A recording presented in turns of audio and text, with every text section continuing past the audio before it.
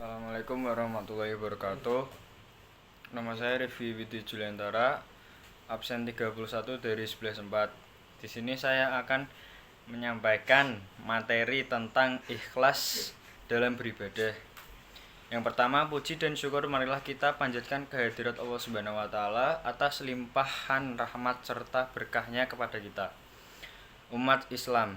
Salawat dan salam kita curahkan limpah kepada junjungan alam Nabi Muhammad SAW, keluarganya, sahabatnya, dan semua pengikutnya. Hadirin rahimakumullah, syarat diterimanya ibadah adalah rasa ikhlas sebagaimana firman Allah Subhanahu wa taala.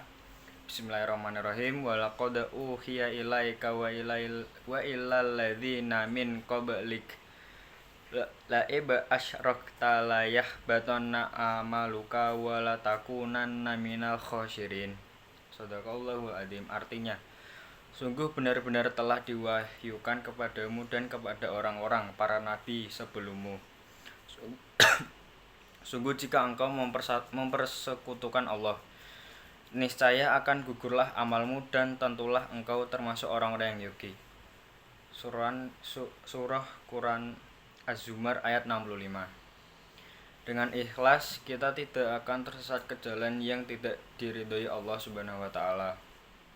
Tidak akan menjadi orang yang ria atau sombong, karena sombong itu merupakan sifatnya setan.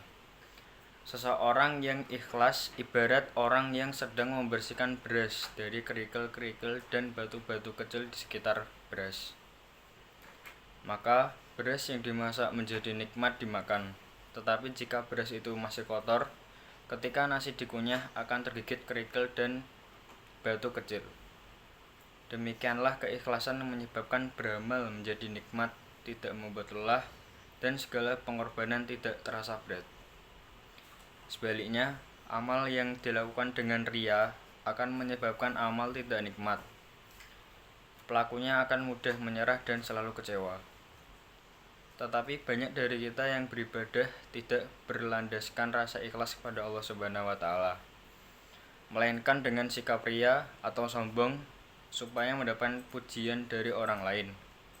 Hal inilah yang dapat menyebabkan ibadah kita tidak terima Allah Subhanahu wa taala. Rasulullah SAW pernah bersabda, "Ikhlaslah dalam beragama, cukup bagimu amal yang sedikit."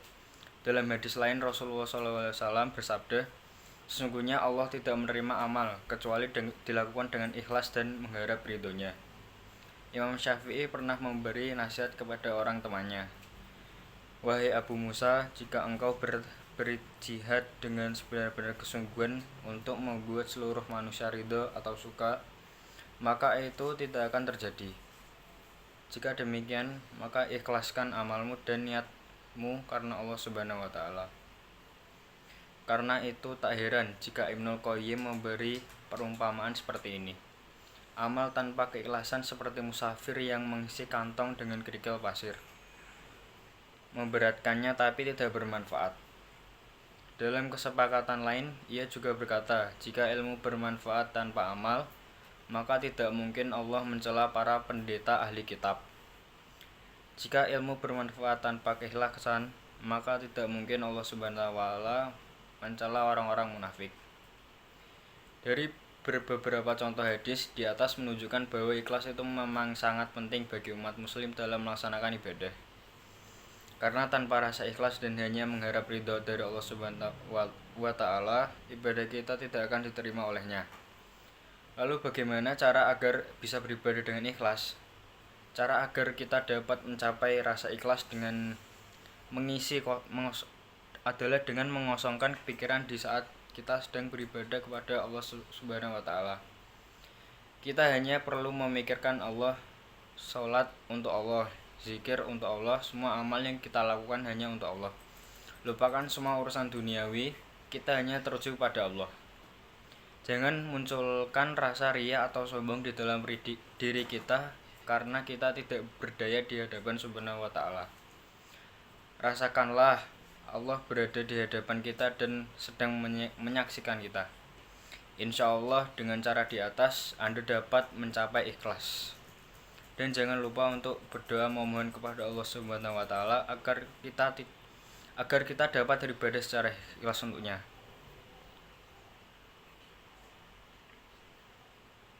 Akhir kata, semoga Allah senantiasa memberikan kita kekuatan dan petunjuk untuk tetap istiqomah dalam beribadah.